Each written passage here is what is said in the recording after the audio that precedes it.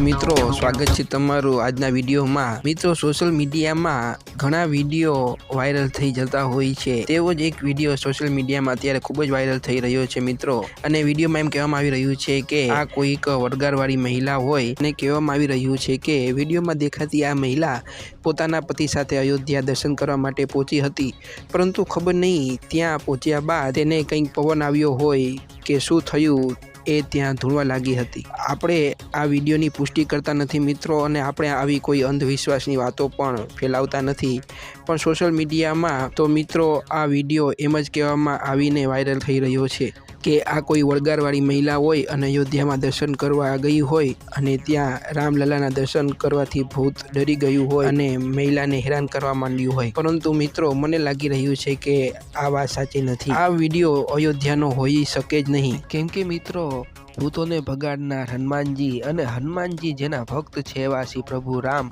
જો હનુમાનજીમાં આટલી શક્તિ હશે તો પ્રભુ શ્રી રામમાં કેટલી શક્તિ હશે। તો આ ભૂતની એટલી ઓકાત નથી કે આ અયોધ્યાની અંદર પગ મૂકી શકે। મિત્રો તમે આ વિશે શું વિચારો છો મિત્રો? કોમેન્ટમાં જરૂર જણાવજો અને કોમેન્ટમાં જય શ્રી રામ લખજો। તો મિત્રો વિડીયોને લાઈક કરી દેજો, ચેનલને સબસ્ક્રાઈબ કરી દેજો। આપણે મળશું આવતા વિડીયોમાં। જય શ્રી રામ।